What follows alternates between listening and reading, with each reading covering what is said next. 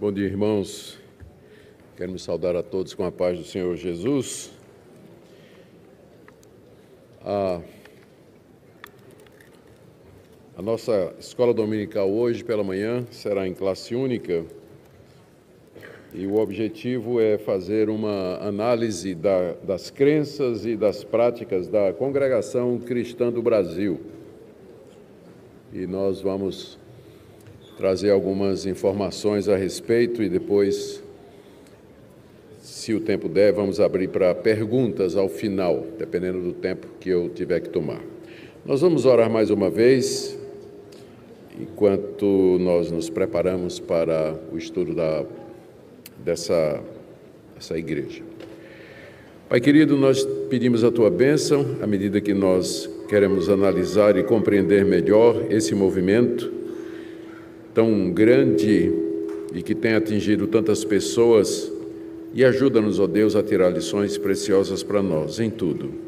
Obrigado pela palavra que ouvimos, pelo privilégio de participar do culto, orienta-nos e abençoa-nos. Também oramos por aqueles que nos acompanham pela transmissão. Em nome de Jesus. Amém. Queridos, o nosso estudo nessa manhã será a respeito da Congregação Cristã no Brasil. As seguintes fontes foram usadas. Por que é importante isso? Porque as pessoas às vezes dizem, você está falando do que você não sabe. Então a melhor coisa é sempre nós irmos nas fontes oficiais para que nós possamos responder que estamos falando com conhecimento de causa. Então nós utilizamos para esse estudo os 12 pontos de doutrina da CCB. Daqui em diante, esse é o nome que nós vamos dar, Congregação Cristã do Brasil. Esses 12 pontos são chamados pontos de doutrina e da fé que uma vez por todas foi dada aos santos. Nós usamos o Estatuto da CCB, que é válido para todas as igrejas dela no território nacional, o site da CCB na internet, a biografia de Luiz Francescon, que é o fundador da igreja, que foi escrita por Itamar Bueno Coutinho, e informações de ex-membros da CCB, com os quais nós temos conversado em diversas partes do Brasil. Por que estudar a Congregação Cristã do Brasil? Primeiro, por causa do seu tamanho. Apesar dela não manter o registro do número de membros e somente de batismos feitos, a estimativa no último censo religioso no Brasil é que ela contava com mais de 2 milhões de membros, cerca de 20 mil templos espalhados por todo o território brasileiro, de acordo com o relatório de 2019. Em 2010, ela já era a terceira maior denominação protestante no Brasil, em termos de número de pessoas batizadas. O estado de São Paulo é quem lidera em número de casas de oração, esse é o nome que eles dão às igrejas, casas de oração, e de batismo. Depois vem Minas Gerais e Paraná. A segunda razão para estudarmos a CCB são as suas reivindicações. Ela entende ser a única obra genuína de Cristo no Brasil. Acreditam ser o remanescente da Igreja dos Apóstolos. Defendem a contemporaneidade de revelações diretas da parte de Deus e faz severas críticas às denominações históricas tradicionais, especialmente porque têm pastores pagos, porque são instituição, porque estudam teologia, porque são formais e não têm revelação direta da parte de Deus. A terceira razão para nós estudarmos essa igreja é o êxodo atual dos seus membros. Nos últimos anos, principalmente após a pandemia, muitos membros deixaram a CCB e migraram para igrejas evangélicas tradicionais, históricas e reformadas. Para os membros da CCB, o que importa no culto é sentir a presença de Deus. Portanto, há um forte elemento presencial. O que importa é sentir a presença de Deus e não necessariamente ser instruído ou doutrinado a respeito do que a Bíblia diz. Por isso, quando a CCB passou a transmitir os seus cultos online durante a pandemia, coisa que nunca tinha feito, muitos membros perderam o interesse pela igreja, porque o que interessava era estar presente no culto e sentir a presença de Deus, ter aquela experiência. Uma vez que isso cessou por conta da pandemia, muitos perderam o interesse em assistir os cultos online e simplesmente abandonaram a denominação. A quarta razão pela qual estudar a CCB é a decisão do Supremo Concílio da Igreja Presbiteriana do Brasil de considerá-la igreja não evangélica, se a gente quiser usar um outro termo, considerar como uma seita. Isso aconteceu o ano passado no Supremo Concílio da Igreja Presbiteriana em Cuiabá. A IPB determinou ainda que membros oriundos da CCB nas igrejas presbiterianas fossem recebidos por meio de pública profissão de fé e batismo. Então, se vem da CCB, tem que ser batizado depois de fazer a profissão de fé. Vamos para um pouquinho da história da CCB, então. O imigrante italiano aos Estados Unidos, Luigi Francescon, teve um papel crucial na fundação da CCB. Ele foi originalmente evangelizado nos Estados Unidos, quando chegou lá em Chicago, em 1890, por um presbiteriano, um italiano presbiteriano. Mas ele só aceitou o evangelho em dezembro de 1891, um ano depois. Em março do ano seguinte, ele se tornou membro fundador da primeira igreja presbiteriana italiana de Chicago, onde foi eleito diácono e depois presbítero, ancião, na verdade, é o nome que eles davam. Mas em 1903, ele teve uma experiência que marcou a sua história e a história de muita gente. Ele diz que estava lendo no seu quarto Colossenses 2, verso 12, onde o apóstolo Paulo diz: tendo sido sepultados juntamente com ele no batismo, no qual vocês também foram ressuscitados por meio da fé no poder de Deus, que o ressuscitou dentre os mortos. Francescon afirma que ouviu a voz de Deus por 2 vezes, audivelmente, cobrando a ele o batismo por imersão. Deus, 2 vezes, disse a Francescon, ele ouviu, quando ele estava lendo Colossenses 2, você tem que se batizar por imersão, você tem que se batizar por imersão. Apesar do verso não mencionar explicitamente a forma de batismo, Francescon decidiu, após 9 anos de relutância, ser batizado por imersão. E isso aconteceu provavelmente no Lago Michigan, pelo pastor presbiteriano Giuseppe Beretta, que era pastor da igreja presbiteriana italiana, que eles fundaram, e que àquela altura já tinha se batizado por imersão também.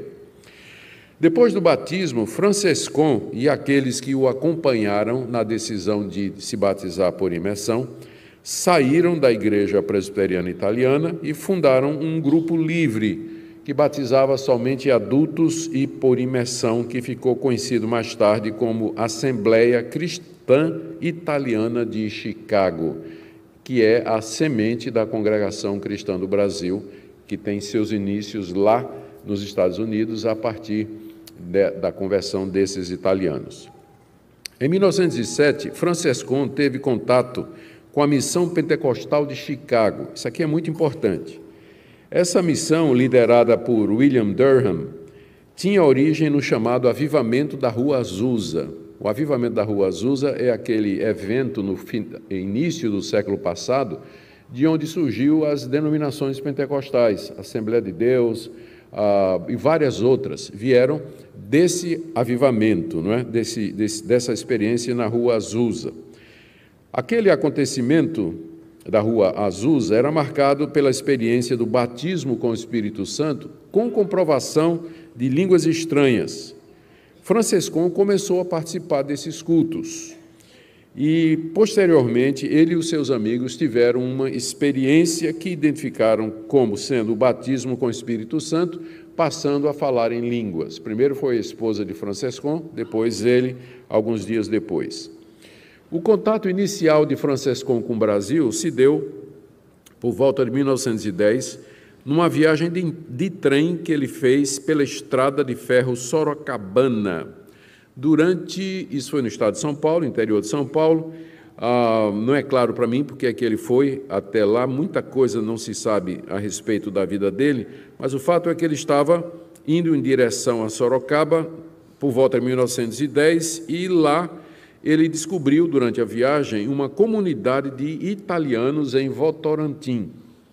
Então, o Franciscon compartilhou o que ele chama a semente da nova religião com esse grupo e deixou lá um inário e uma Bíblia. Muitos começaram a seguir os ensinos de Franciscon e isso fez com que eles entrassem em conflito com os diretores da fábrica da Votorantim, até hoje existe, não é? De forma que eles se reuniu dentro da fábrica, mas por conta de conflitos com a direção, eles tiveram que sair e fundaram, então, a igreja fora da vila. E ela foi chamada, inicialmente, de Igreja dos Glórias, pela ênfase que eles davam a essa expressão. De Votorantim, a igreja se espalhou para Sorocaba, Piedade, Salto de Pirapora e outros locais semelhantes. Franciscon nunca morou no Brasil, isso é interessante, mas ele visitou o país 11 vezes entre 1910 e 1948, totalizando cerca de 10 anos de estadia. Nessas viagens, ele ia pelas casas de oração e instruía os adeptos. Como eu disse, originalmente esse movimento, que era um movimento pentecostal entre os italianos, foi chamado Igreja dos Glórias.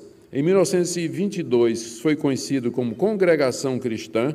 Em 1928 foi oficializado como Congregação Cristã do Brasil e agora, recentemente, em 1962, registrou o nome como Congregação Cristã no Brasil. A essa altura, é importante notar que, apesar da origem pentecostal do movimento, a CCB se distancia das igrejas pentecostais. Ela não se considera como parte do movimento pentecostal, mas alguma coisa inédita e diferente que Deus fez e está fazendo. Então, isso é um pouco da história da CCB. Ela cresceu muito em São Paulo, Paraná, em Minas, mas em todo o Brasil, apesar de que a concentração é nesses estados, mas você encontra em todo o Brasil as chamadas casas de oração da Congregação Cristã do Brasil, que muita gente chama da Igreja do Véu, porque a mulher é obrigada a usar o véu nessa igreja. Bom, as principais crenças e práticas da Congregação Cristã do Brasil. Eu vou elencar aqui os 12 pontos de doutrina que eu já mencionei e que foram definidos em 1927, lá em Niagara Falls, nos Estados Unidos, pela Convenção da Igreja Cristã Italiana, que é a igreja de onde procede denominacionalmente a Congregação Cristã do Brasil. Eles definiram 12 pontos de fé e que são adotados por todas as igrejas da CCB. E nós vamos ver que são bem evangélicos em parte, porque a CCB se encaixa numa categoria de seita que é diferente dos Mormons, por exemplo. Os Mormons, eles vão diretamente negar os pontos centrais da doutrina bíblica. Eles negam a divindade de Cristo, eles negam a Trindade, eles negam a salvação pela graça. Então, antigamente era mais fácil você identificar uma seita. De cara, ela negava um ponto central da doutrina bíblica. A CCB afirma muita coisa que nós afirmaríamos. Eu vou ler aqui para vocês. Acredita que a Bíblia Sagrada contém a palavra de Deus, note, guarde essa palavra contém aí, acredita que a Bíblia Sagrada contém a palavra infalível de Deus e que é a única regra de fé e prática, acredita em um único Deus eterno, de poder infinito, Criador de tudo, em cuja unidade estão o Pai, Filho e Espírito Santo, acredita que Jesus Cristo é Filho de Deus, a palavra encarnada, possuindo duas naturezas, divina e humana, sendo o único Salvador, acredita na existência pessoal do diabo, seus anjos, que serão punidos eternamente, acredita que o novo nascimento e a regeneração são recebidos pela fé em Jesus Cristo, acredita no batismo na água, imersão, com uma só imersão em nome de Jesus e em nome do Pai, do Filho e do Espírito Santo, acredita no batismo do Espírito Santo, manifestado através de línguas, acredita na Santa Ceia como ato de memória da traição e sacrifício de Jesus, acredita na necessidade de se abster das coisas sacrificadas aos ídolos, do sangue, da carne sufocada e da fornicação, acredita que Jesus tomou sobre si nossas enfermidades e que a oração em fé pode trazer a cura, a unção feita pelo ministério dos anciãos também é divulgada como tendo poder salvífico. Caso o enfermo morra após a unção, todos os seus pecados foram perdoados. há vários testemunhos de pessoas que foram curadas após a unção dos anciães. Eu estou usando a palavra anciães porque eles usam as duas coisas, anciãos e anciães, não é? E parece que os dois plurais são admissíveis. Acredita na segunda vinda de Cristo, onde os que morreram em Cristo ressuscitarão primeiro, seguidos pelos que estão vivos.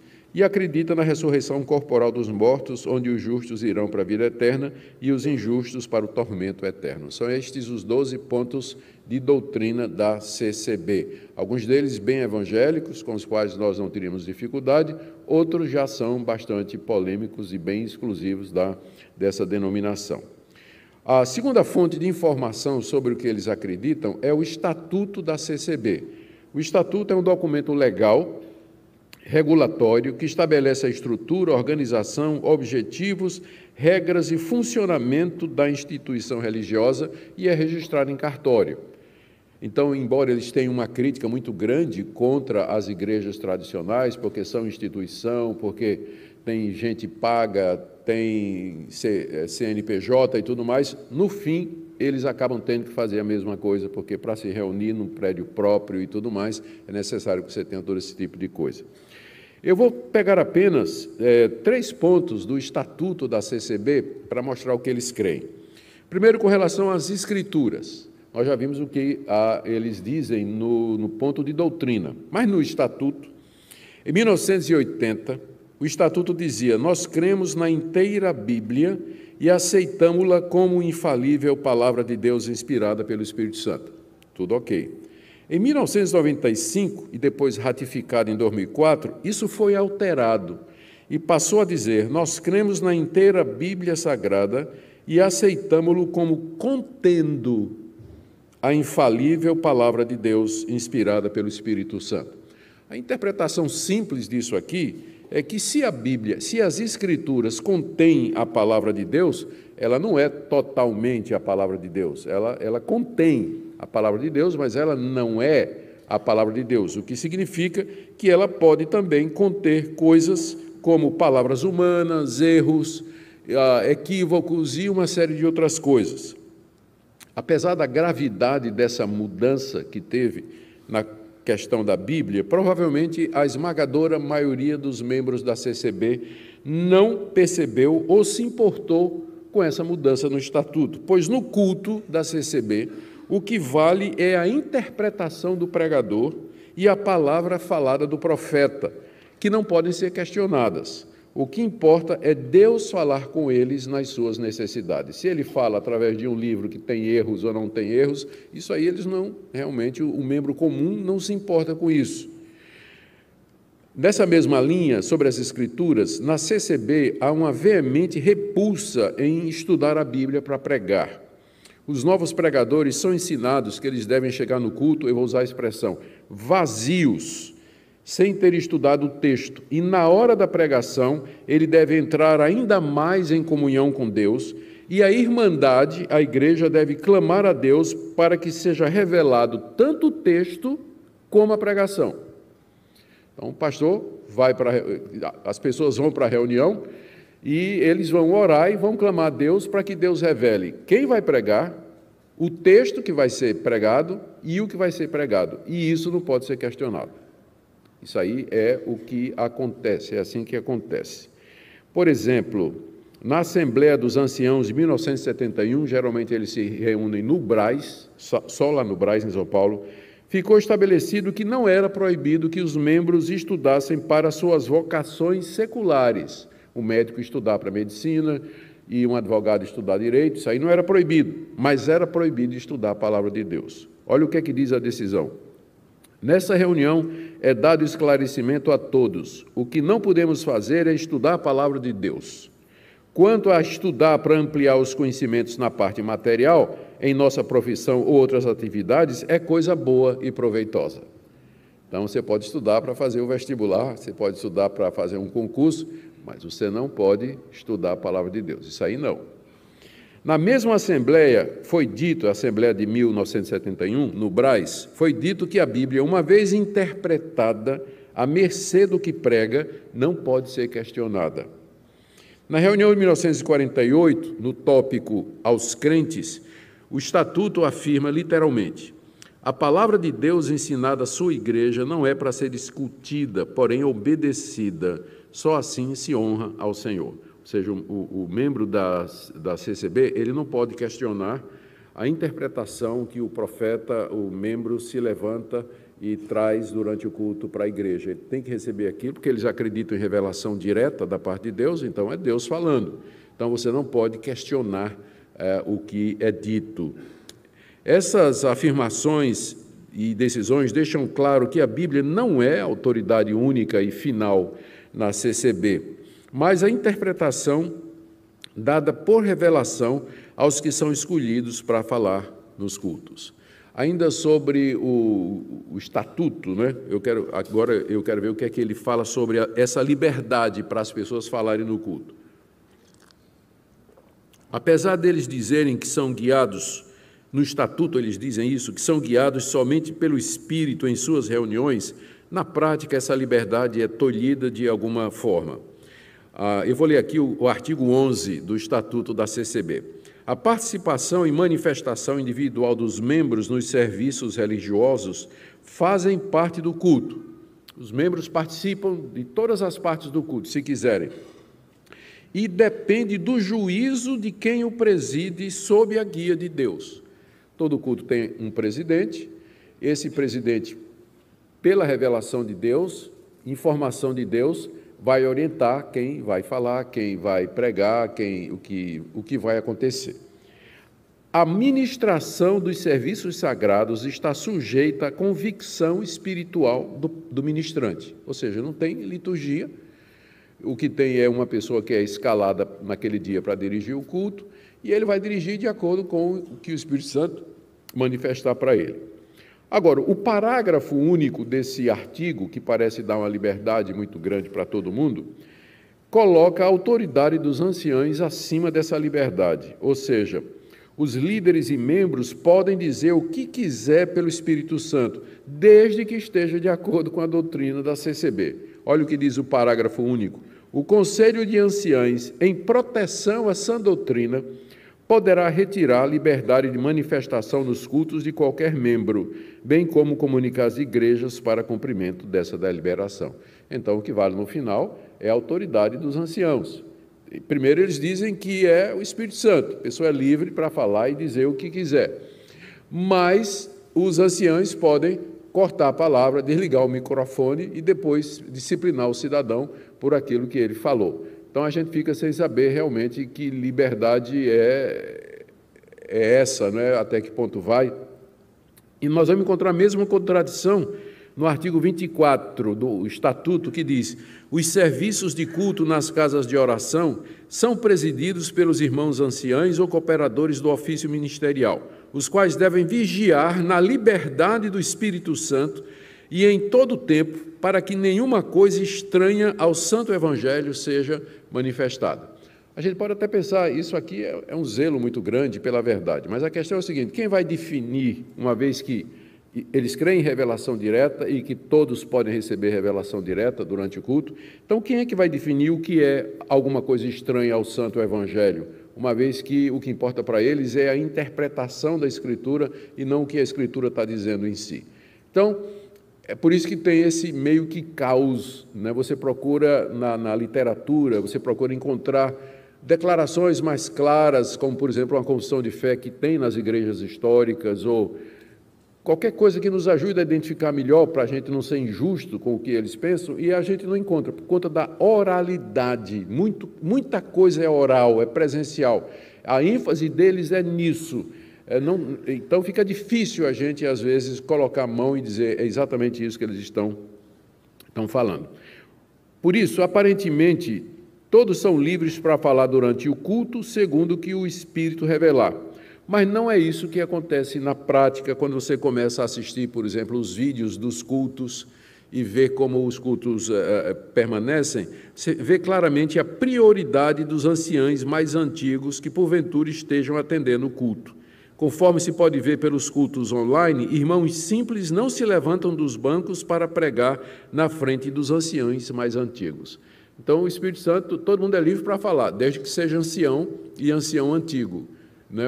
Se tiver um ancião antigo lá, os membros da igreja, aparentemente, vão dar prioridade para ele falar, não é? Então, a gente não entende direito o que é que eles querem dizer com a liberdade no culto. Agora, deixe-me falar mais um pouquinho. A terceira coisa é sobre o sistema de governo da CCB. Conforme o estatuto, os anciães e diáconos que governam a denominação são ordenados por imposição de mãos. É o artigo 23 do estatuto. Olha a sequência. Primeiro, existe uma revelação do Espírito Santo quanto a quem será consagrado ancião, diácono ou cooperador. Para você se tornar um ancião, um diácono, um cooperador, alguém precisa receber uma revelação do Espírito Santo de que é você a pessoa para ocupar aquele cargo. Essa revelação que alguém recebe de que fulano de tal é para ser ancião, diácono ou cooperador, tem que ser confirmada pelos anciãos já existentes, para que a pessoa seja ordenada ou apresentada. Ordenação é para os anciãos e diáconos, cooperadores, eles são apenas apresentados. Embora seja requerido oficialmente que essas pessoas tenham as qualidades demandadas nas cartas pastorais, 1 Timóteo capítulo 3, você tem uma lista das qualidades do presbítero, que ele deve ter para poder exercer o ministério. Embora isso seja oficialmente requerido, entretanto, o fundamental é que se a pessoa tem o dom de evidência de novas línguas para poder participar desse ministério. A pergunta é, você foi batizado com o Espírito Santo? Você fala em línguas? Porque senão ele não vai poder ocupar essas posições. A CCB declara ainda no artigo 17, no Estatuto, que nela não existe hierarquia. Está no Estatuto. Nós não temos hierarquia entre nós. Entretanto, o mesmo artigo prevê uma hierarquia baseada na antiguidade dos membros do ministério. Ou seja, os anciães mais antigos, eles têm uma certa prioridade, autoridade quando eles estão presentes. Tanto é que um ancião mais antigo de uma região acaba se tornando o líder incontestável daquela região. No final, a CCB, como qualquer outra organização religiosa, não poderia funcionar se não tivesse uma cadeia de comando, uma linha hierárquica, e no caso dela é a antiguidade de posto. Antiguidade de posto, antiguidade é posto. Os mais antigos, eles têm o primeiro lugar. Agora, deixe-me ir para outras crenças e práticas. Esses são os documentos oficiais. Agora, deixe-me ir para outras crenças e práticas não declaradas nesses documentos, mas que você encontra em decisões das assembleias, você encontra ouvindo os cultos, e alguma coisa que eu tirei aqui. Com relação às suas reuniões, a CCB acredita numa contínua revelação de Deus para conduzir o culto, que geralmente é composto de abertura, hino, oração, liberdade da testemunhança, é um termo que eles usam para dar liberdade aos membros, para falar no Espírito sobre o que Deus tem feito com eles, para encorajar outras pessoas a buscar essa mesma experiência. Testemunhança liberdade de testemunhança e a pregação da palavra. Supostamente, todos os que vão participar são escolhidos por Deus ali mesmo para ler a palavra, pregar, testemunhar e pedir um hino. As mulheres devem cobrir a cabeça quando orarem no culto ou em casa. A mulher, para orar, ela tem que cobrir a cabeça com véu. Elas não podem ocupar cargos de liderança, nem participar do conselho, embora exerçam um papel importante na vida das igrejas locais. Outra peculiaridade da CCB é o beijo santo, ósculo santo, ou saudação com ósculo, onde os membros se cumprimentam com um beijo na bochecha. Eles acreditam estar seguindo o que Paulo ensina no final de suas cartas, Romanos 16:16, 1 Coríntios 16:20, etc. Em resumo, o culto para os membros da CCB deve ser um encontro presencial dos irmãos, num ambiente carregado de espiritualidade, onde experiências estáticas acontecem, especialmente através de profecias, através das quais Deus fala diretamente ao povo. Quando você assiste o culto, você percebe que tudo condiz a isso, ou conduz a isso. A pregação, a orquestra, a postura, a entonação de voz do pregador, o povo dando glória, tudo junto contribui para criar esse tipo de ambiente. Não há pregação expositiva, doutrinária, teológica e nem tem estudo bíblico. Não tem. O culto é composto dessas coisas aí, né?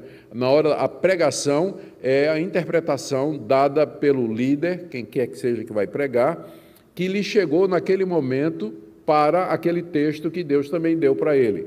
Então, não há pregação no sentido que nós estamos acostumados a conhecer, nem muito menos estudo bíblico, né? Já que é proibido estudar a Bíblia, né? A Bíblia tem que ser dada e a interpretação tem que ser feita dessa maneira. Nesse ponto, os membros da CCB são encorajados a buscar o batismo com o Espírito Santo seguido de línguas. Isso é o desejo de todo membro da CCB, ter essa experiência. E essa busca tem que ser feita com jejum e oração. E aqui eles estão seguindo a experiência de Franciscon, conforme eu li na biografia dele, de que ele buscou o batismo com o Espírito Santo por 3 meses e nada aconteceu. E chegou então à conclusão de que ele deveria ser o pior dos pecadores, já que Deus não deu a ele essa experiência. Depois ele teve, não é? Então, até hoje é uma crença viva dentro da CCB que se alguém não recebeu o Espírito Santo, falou em línguas, né, como prova, é porque não mereceu, precisa orar mais, jejuar mais, agonizar mais, porque o dom de Deus tem um preço, fecha aspas, o dom de Deus tem um preço, que é um jargão muito usado na CCB até o dia de hoje. A CCB não prega a guarda de um dia específico como sagrado, nem domingo, nem sábado, nem outro, e orienta seus membros a se absterem de festividades ou comemorações religiosas, como Natal, por exemplo. A CCB não proíbe os membros de celebrarem Natal e outras festas do calendário religioso. Ela não utiliza meios de publicidade para disseminar sua doutrina e princípios de fé. A CCB não usa rede social, não usava panfleto, folhetos para distribuição, não tinha programa na televisão. A pandemia mudou isso um pouco, porque agora eles têm um site somente, que é o site oficial. Você pode entrar na internet, no YouTube, e procurar Igreja Presbiteriana, você vai encontrar centenas, mas CCB só tem um site oficial, que é o culto, se não me engano, que é transmitido lá no Brás ou em outros locais que são escolhidos, não é? Então, eles mantêm a coisa bem focada ali. A ceia do Senhor é celebrada anualmente, uma vez por ano. Inicialmente, era celebrada com cálice único. Era um cálice cheio de, não sei se vinho, acho que não, né? Deve ser suco de uva. E aí, o cálice era passado de pessoa em pessoa, né? Cada um bebia um pouco. Eu me lembro quando eu fui pastor na igreja, só um parênteses aqui, para beber água, né? A garganta está. Quando eu fui pastorear a Igreja Evangélica Suíça de São Paulo. É uma igreja evangélica na doutrina, a confissão de fé deles é filha da confissão de fé de Westminster, mas eles têm suas peculiaridades. E eu estranhei muito a ceia, porque a ceia era cálice único, um cálice desse tamanho assim, e que ia passando, e que o diácono, né? O diácono ia passando, a pessoa bebia, e o diácono limpava com um lenço de linho, né? Próxima pessoa, lenço de linho, tomava e limpava, né? Aí eu olhei quando um dia, a gente celebrando a ceia desse jeito, né, que eu tinha que seguir os costumes, eu olhei e vi uma senhora de uns 90 anos tomando e babando pelo canto da boca. Tem que mudar isso aí, não vai dar certo, né? E foi quando a gente se reuniu, decidiu que a melhor coisa era cálice individual, e eles até mandaram buscar uns cálices lindos lá na Suíça, né, de metal, ficou um negócio muito bonito, né? Muito bem, mas na CCB era cálice individual, aliás, cálice único, mas durante a pandemia, um ancião recebeu uma revelação de que teriam que usar cálices individuais, coincidindo com as determinações sanitárias, não é? No tópico, muito bem, no tópico original de suas doutrinas, falando ainda sobre a ceia, é citado o verso de Lucas 22, 19 a 20. E aqui é um daqueles pontos em que eu não consigo saber exatamente o que é que a CCB pensa sobre isso.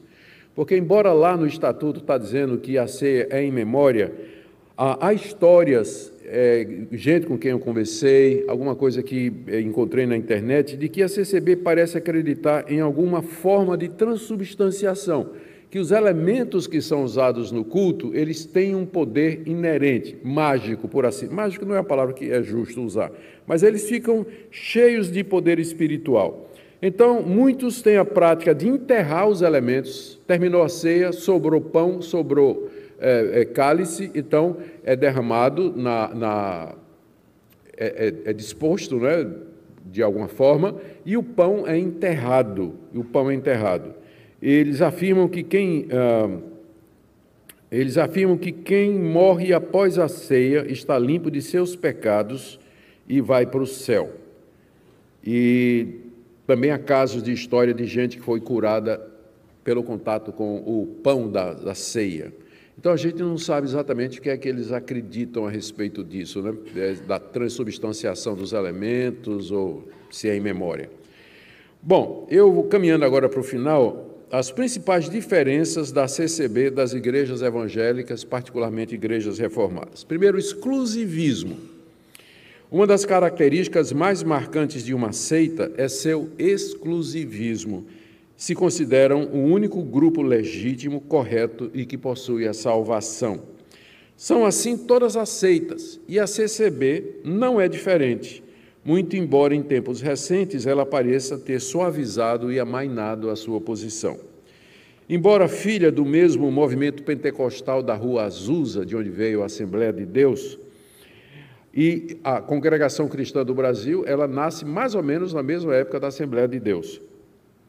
A congregação, apesar disso, ela se vê como a única igreja verdadeira e não tem relação nenhuma com outras igrejas, inclusive pentecostais. Então, ela se isola completamente, não tem relação, não tem... Ninguém da Assembleia de Deus é chamado para falar, e se for falar, ao contrário, né, pode ser repreendido. No prólogo, veja só, no prólogo do Estatuto da CCB, que é aquele documento que está em cartório e que define a estrutura da igreja, ela diz, literalmente, que a obra... Eu vou ler aqui. O Senhor iniciou sua obra no Brasil por um seu servo em junho de 1910. Então, antes de junho de 1910, não tinha obra do Senhor no Brasil. Começa em junho de 1910, através do que ele chama aqui, um servo seu, por intermédio de seus crentes, desde então chamados por fé em nosso Senhor Jesus Cristo. Está no Estatuto da CCB. Então, para eles são a única igreja verdadeira. Fora dela, antes de 1910, não haveria salvação. Aí a gente pergunta, né? Eu perguntei a um ex-CCBano, mas se a obra de Cristo no Brasil começou apenas em 1910, com a fundação da Congregação Cristã, como é que as pessoas eram salvas antes disso? E a resposta é que já existia a CCB desde o tempo dos apóstolos, sendo a verdadeira igreja de Deus através dos tempos. Ela só tinha outros nomes, mas ela sempre existiu. Na doutrina, vejam isso aqui, na doutrina do batismo, que foi firmada pela Assembleia dos Anciães de 1961 no Brás, a CCB declarou: sempre temos considerados que todos sejam batizados, segundo o Senhor nos tem feito claro desde o princípio dessa obra. A obra, o Senhor nos guiou, sempre aquela ideia de revelação, né?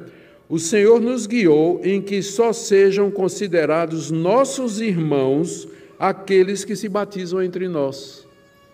Então, Deus guiou a CCB para dizer que só é irmão em Cristo quem foi batizado dentro de uma igreja CCB. Então, quem não foi, não é irmão em Cristo e, portanto, não está salvo. Isso é uma declaração oficial. E na mesma Assembleia foi dito ainda: não é possível ser admitido que nossos irmãos, frequentando seitas e denominações estranhas à nossa fé, possam ser considerados da água e do Espírito. Essa decisão era porque eles perceberam que tinha alguns membros da CCB que estavam indo para assistir o culto na Presbiteriana, na Batista, na Assembleia de Deus, e aí então eles tomaram essa decisão dizendo que quem fizer isso, ele tem que ser... devem tais irmãos serem exortados com veemência, e se porventura não renunciarem a esse hábito, não serão mais considerados como irmãos e estarão impedidos da comunhão da igreja. Então, a CCB oficialmente impede que seus membros participem do culto de outra igreja evangélica. Isso se chama sectarismo, exclusivismo e é característico de seita. Característico de seita. Toda seita age dessa maneira. Ela é única, seus membros não podem ter relação com outras igrejas, e se não seguir exatamente como está dito, então eles são excluídos. Agora, para ser justo, em 2022, ano passado, na reunião anual dos anciãos lá no Brás, a CCB suavizou, ela baixou o tom, tomou a seguinte decisão: a igreja que vivenciar o Espírito Santo em si mesma, experimentar a dispensação dos dons celestes, respeitar a santa palavra de Deus e guardar a doutrina, pode afirmar que a graça de Deus habita nela. A salvação não é propriedade de nenhuma denominação religiosa, nem em verdade poderia ser, sendo obra da graça divinal, concessão maravilhosa de Jesus, que por seu sacrifício abriu-nos a revelação de sua palavra e por ela, mediante a fé, franqueou-nos acesso a Deus, dispensando o Espírito Santo em nossos corações. Aqui a gente fica sem saber o que fazer diante dessa declaração ano passado. A CCB pode estar sendo pressionada pela perda de membros e o pessoal dizendo o exclusivismo, né? Vocês são seita, Aí deram uma aliviada aqui, contradizendo, inclusive, o cabeçalho do estatuto, né? Que diz que só eles são, de fato, a palavra de Deus, a verdadeira igreja. Mas note que ele diz aqui que podem ser consideradas igrejas evangélicas e verdadeiras as igrejas que vivenciam o Espírito Santo, está falando do batismo do Espírito Santo com dom de línguas, né? Respeita a santa palavra de Deus, interpretada por revelação, e guarda a sã doutrina, que é o resultado dessa interpretação. Esses podem afirmar que a graça de Deus habita nelas. É como se eles dissessem o seguinte: não, nós não somos exclusivistas, qualquer igreja que seguir nossa doutrina é nossa irmã.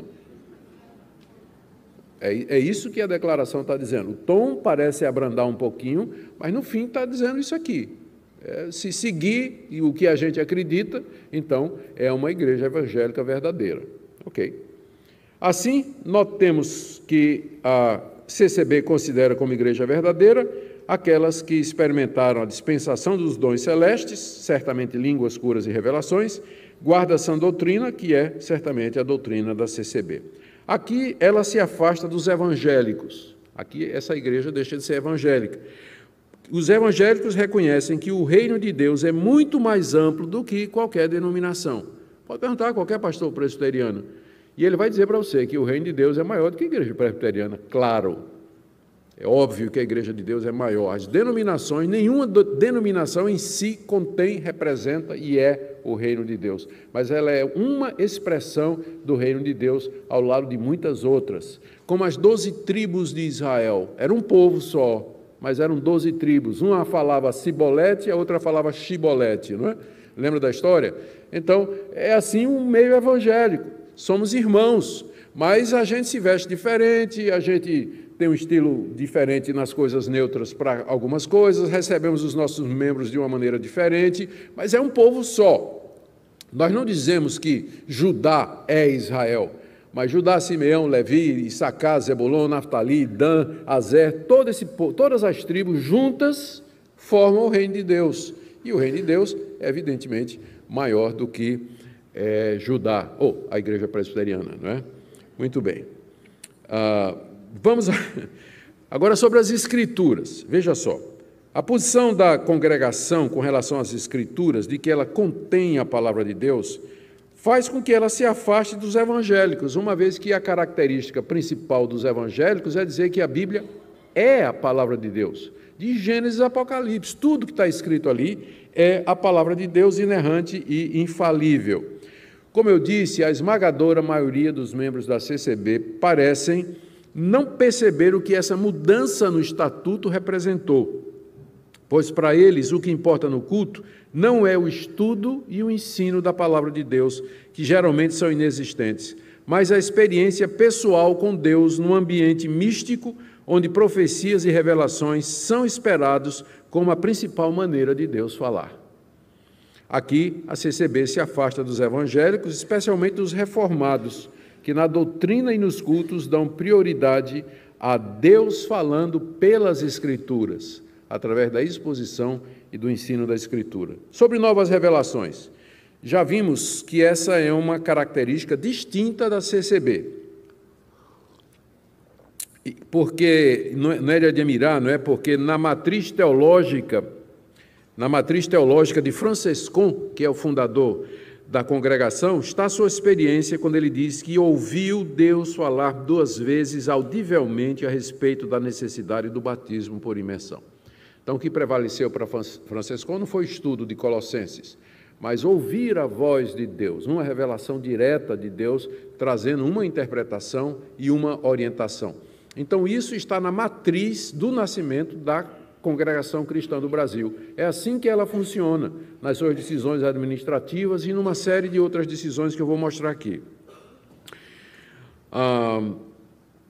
Essa experiência de Francescon acabou por se tornar normativa na igreja que ele fundou, onde revelações, falas audíveis de Deus, sonhos e visões, além de profecias, são vistos como sendo atuais e usados por Deus para se revelar, tendo inclusive a mesma autoridade que a Escritura. Ainda que a CCB submeta essas revelações à autoridade dos anciãos, conforme nós lemos no Estatuto, não é suficiente para impedir todo tipo de profecia acontecer durante o culto, especialmente quanto a decisões pessoais das pessoas, como casamento, vocação, moradia, negócios e assim por diante. Isso tudo é decidido através de revelação. Onde é que Deus quer que eu vá estudar, com quem eu vou casar, aonde eu vou morar e assim por diante. No artigo 23 do Estatuto da CCB, lemos que é mediante revelação que se determina quem vai ocupar cargos na administração. No 32, lemos que as deliberações administrativas têm que receber confirmação da parte de Deus.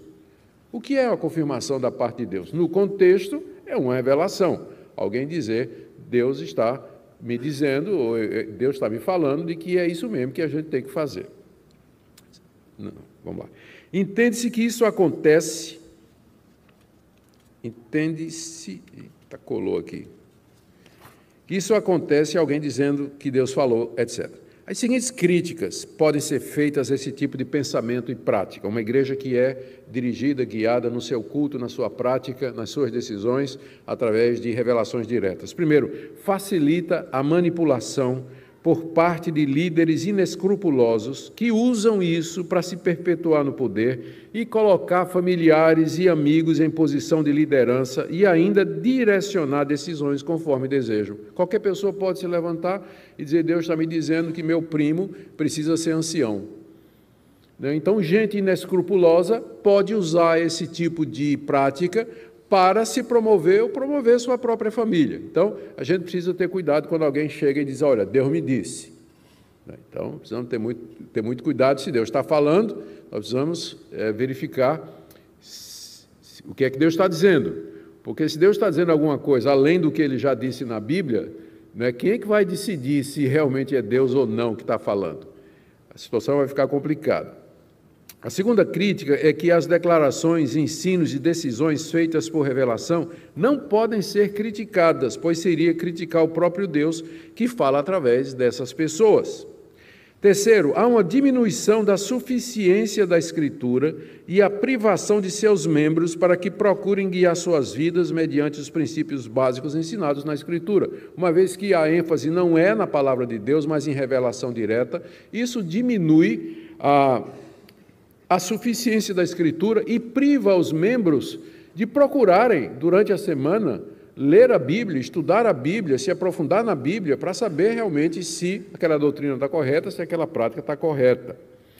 E, no fim, há uma escravização dos membros da CCB à sua liderança, pois dependem das revelações deles quanto a decisões pessoais como namoro, casamento, vocação, trabalho, mudança de residência, etc.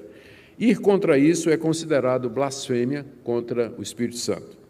Aqui a CCB se distancia em muito dos evangélicos, não é? Nós não aceitamos esse tipo de coisa.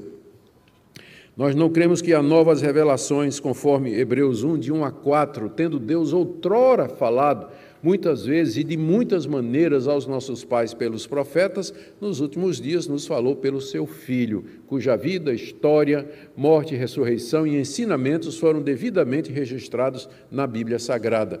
Fechando a revelação de Deus, Deus não está revelando mais esse tipo de coisa. Se alguém quer saber com quem vai casar, onde vai morar, o que é que vai fazer, lê a Escritura, estude a Bíblia, ore, peça a Deus que Ele abra a porta, feche a porta, use o bom senso. Muito das decisões do dia a dia é uma questão de bom senso. Está na cara que aquele negócio que você quer fazer com aquele sujeito não vai dar certo. Não precisa nem ser crente para saber que o cara é um cafajeste, é um canalha. Então não faça negócio com ele. Então, muitas das decisões do dia a dia é simplesmente bom senso. Ninguém precisa de uma revelação para saber determinadas coisas. Outra marca aqui, eu estou terminando já, outra marca aqui da CCB que nós queremos analisar é o legalismo, que é o exercício de obras, ritos e práticas religiosas, usos e costumes ou qualquer outras práticas que não tenha base na palavra de Deus. Geralmente, os legalistas pretendem, por essas práticas, alcançar a salvação ou crescer em santificação. Essa é uma característica marcante das seitas. Embora seja dito claramente em seus documentos que a salvação é pela graça, está lá naqueles 12 pontos de doutrina da CCB, existem evidências claras de legalismo dentro da igreja, na busca da santificação mediante obras, regras, usos e costumes. Por exemplo, prática obrigatória do uso do véu pelas mulheres. Em si, o uso do véu é uma questão de consciência cristã. Se a irmã quiser vir de véu para a igreja, venha. Qual o problema? Pode vir. O problema é quando você diz que isso é a vontade de Deus para toda a igreja e que a mulher que não está usando véu, ela não tem comunhão com Deus. Aí é que é o problema. Mas se você quiser vir de véu, boné, pode vir, não tem problema nenhum. Ninguém vai barrar você por conta disso, nem ninguém vai julgar você por causa disso. Essa é uma questão extremamente pessoal. É uma questão de consciência cristã e fica a liberdade de quem quiser usar. Na CCB, contudo, o véu parece ter se tornado necessário para que a mulher sinta a presença de Deus no culto. Se você não está com o véu, você não vai sentir a presença de Deus no culto. Além disso, conforme depoimento de ex-CCBanos, isso aqui eu não li, isso aqui eles me falaram, existem histórias dentro da CCB de milagres que aconteceram mediante o véu. Pessoas tocando véu, ficando curadas, pessoas que fizeram chá com véu, ficaram curadas, etc. Eu estou falando sério. Contudo, uma análise correta do mandamento de Paulo em 1 Coríntios 11 revela que o uso do véu é apenas uma expressão cultural, naquela época, do princípio eterno da submissão feminina diante das autoridades, diante da liderança masculina credenciada. A expressão cultural passou, o véu não representa nada no Brasil, mas o princípio permanece. Estou falando de legalismo, né? As vestimentas dos membros também são reguladas pela CCB. Mulheres usam somente saia, homens não podem usar short, devem usar paletó no culto, músicos não podem ter barba e é proibido assistir televisão, pelo menos era antes da pandemia. O ósculo santo é visto como marca da doutrina apostólica, a ponto dos membros da CCB serem orientados a não ter comunhão com membros de outra denominação onde não se pratica o beijo santo, pois abandonaram a doutrina bíblica.